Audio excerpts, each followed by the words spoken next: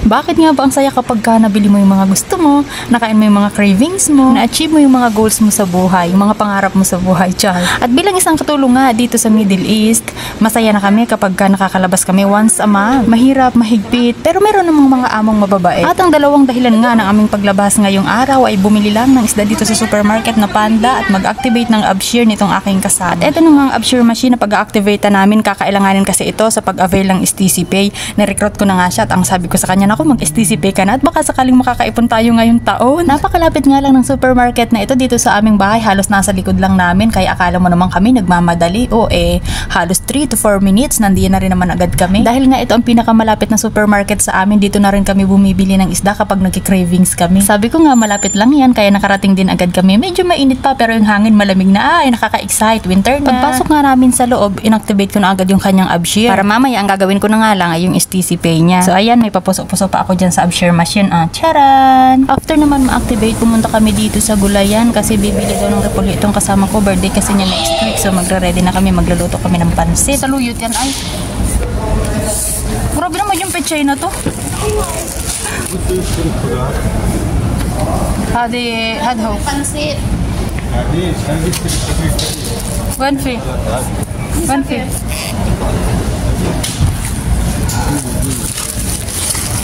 At hindi chimris liit na. Ito na. Pumili na ng pumili. Wala din naman. Maliliit pa rin. Ay, malalaki pala. Tayo. Wala pa nga akong pera. Kaya nga natanong kita kanina kung ano eh. Hindi. Kung sa maraming isang daan. Isang doon. May bato. Meron din pero hindi siya fresh. Meron? Meron din nga fresh. Pero maganda yun, ito na lang. Ay, pwede na yun kung wala. Mahal naman itong ano na ito. 7.66 riyan. Nakakita na ba kayo ng talong na puti? Pwede na yun? Ito kasi yung talong sa Pilipinas. Ay, kabayo. Ay. Talong. Ano, pwede na yun? Alin? Hindi na. Basgar. Ang malaya. 6 real lang isang kilo niyan. Tama na yung dalawa lang. Dalawa lang? Ang dami niyan. Ano yun natin yan? Ang wala itlog.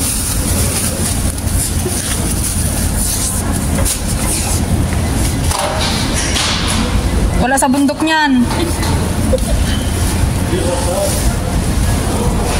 Hindi pa ka ano. Mafi, fish ay bas. Fi. Tingin ka muna dito. Ano, so.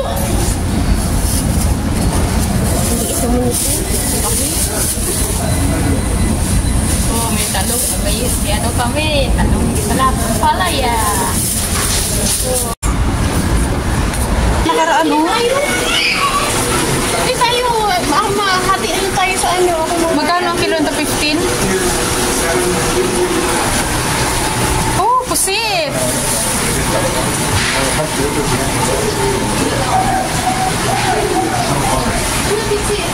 Wait lang.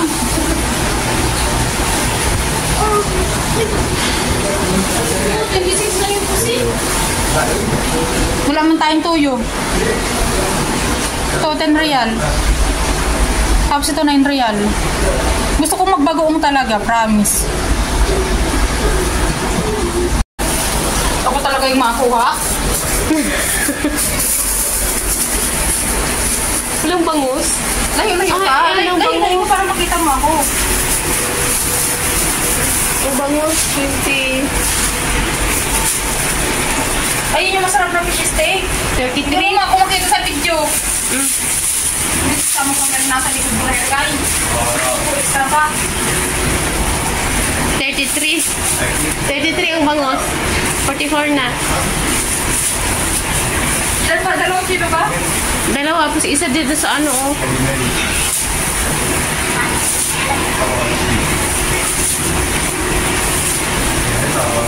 O 2 kilo na rin dyan. O 3 dyan.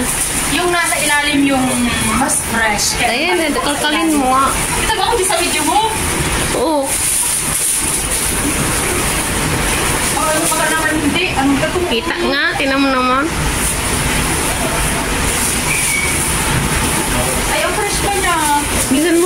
sa ulo. Itlog?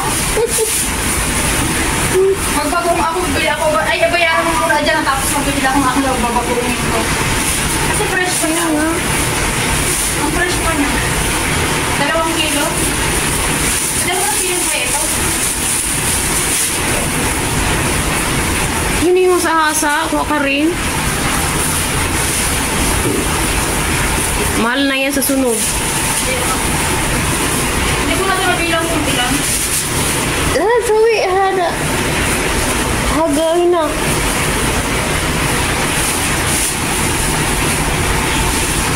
Tignan mo, may 2 kilo na siguro to.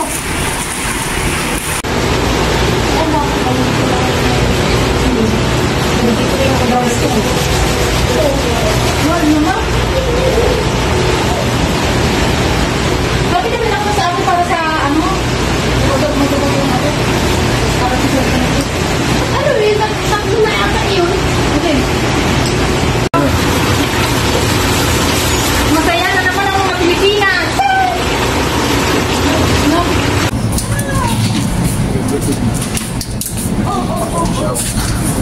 Ito, chocolate. 350 naman.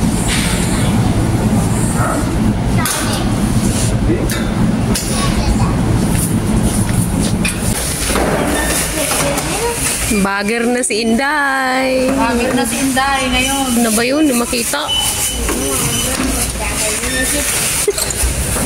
Kumita pa din yung sa kasama ko. Hindi makita nga oh.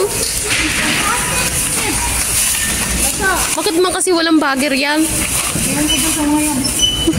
This time nga ipauwi na kami dahil nakuha na namin ang aming gusto sa supermarket na ito at nagastosan na rin. Yun lamang for today's video and bye!